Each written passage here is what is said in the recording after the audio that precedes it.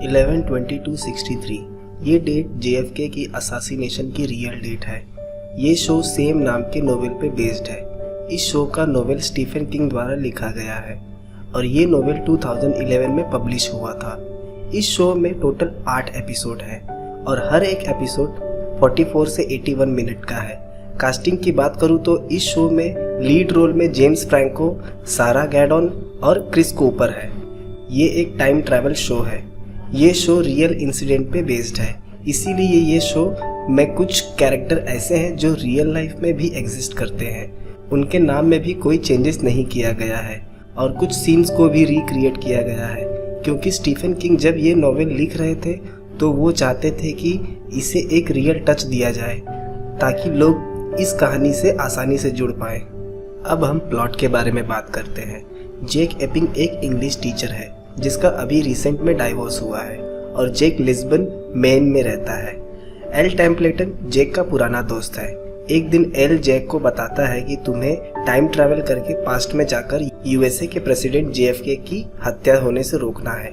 L जेक को दिखाता है उसके घर में एक क्लोजेट है जिसके थ्रू टाइम ट्रैवल कर सकते हैं। इस क्लोजेट से हम 1960 में जा सकते हैं। जेक को फिर भी यकीन नहीं होता तो एल उसे कहता है पास्ट में जाकर उसके घर के बाहर जो पेड़ है उस पे मार्किंग करके आए। जेक मार्किंग करके आता है तो देखता है वो मार्क फ्यूचर में भी एग्जिस्ट करता है। जेक ये काम करने से मना कर देता है और वहां से चला जाता है, पर बाद में एल उसे कन्विंस कर लेता है। एल जेक को बताता है कि उसे कैंसर है और वो अब ये काम नहीं कर सकता। एल जेक को एक बुक देता है जिसमें हत्या से जुड़े सारे इन्फॉर्मेशन होते हैं। एल जेक से कहता है उसे 1960 में जाकर 3 साल वहीं रहना पड़ेगा।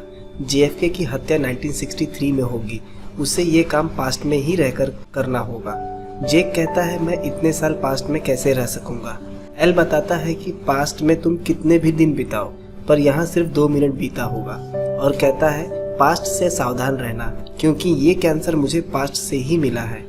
पास्ट में जो कुछ तुम करोगे उसका सीधा असर तुम पे होगा क्योंकि पास्ट तुम्हें रोकेगा। और फिर एल की डेथ हो जाती है और जेक टाइम ट्रैवल करके 2016 से 1916 में चला जाता है। पास्ट में जेक अपना नाम बदलकर जेक एम्बरसन रख लेता है। जेक एक होटल में रुकता है, पर एक दिन जब वो बाहर से होटल आता है देखता है होटल में आग लगी है। वो देखता है एल द्वारा दी हुई किताब जिसमें असासिनेशन से जुड़े सारे इन्फॉर्मेशन होते हैं, अब वो किताब जल चुकी है, सिर्फ कुछ आधे अधूरे पन्ने बचे हैं। जैसा कि एल ने बताया था कि पास्ट तुम्हें चेंज करने से रोकेगा। अब जेक के पास 2 रास्ते हैं, या तो वो फ्यूचर में चला जाए या फिर यहीं पास्ट में रहकर सबूत इकट्ठा करे। पास्ट में जेक की मुलाकात बिल से होती है जो JFK असासिनेशन को रोकने में जेक की हेल्प करता है। पास्ट में जेक डलास के जोड़ी शहर में एक टीचर की नौकरी कर लेता है जहां उसकी मुलाकात सैडी से होती है। यहाँ से शुरू होती है जेक और सैडी की लव स्टोरी और ये काफ़ी कॉम्प्लिकेटेड लव स्टोरी होती है। अब इससे ज़्यादा बताऊंगा तो स्पॉइलर हो जाएगा। अब आगे देखना है कि क्या जेक पास्ट को चकमा देकर JFK का असासिनेशन रोक पाता है।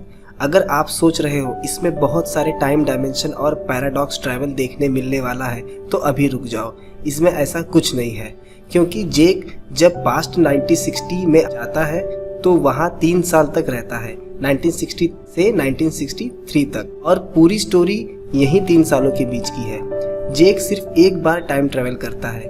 ये पूरा शो एक ही टाइमलाइन पे दौड़ता है, 1960 से 1963। ये शो आपको 1 मिनट के लिए भी बोर नहीं करेगा। अगर एक्टिंग की बात करूं तो एक्टिंग के मामले में 10 आउट ऑफ 10 है ये शो। अगर आपने ये शो देख लिया है तो नीचे कमेंट करके बताएं कि आपको कैसा लगा ये शो।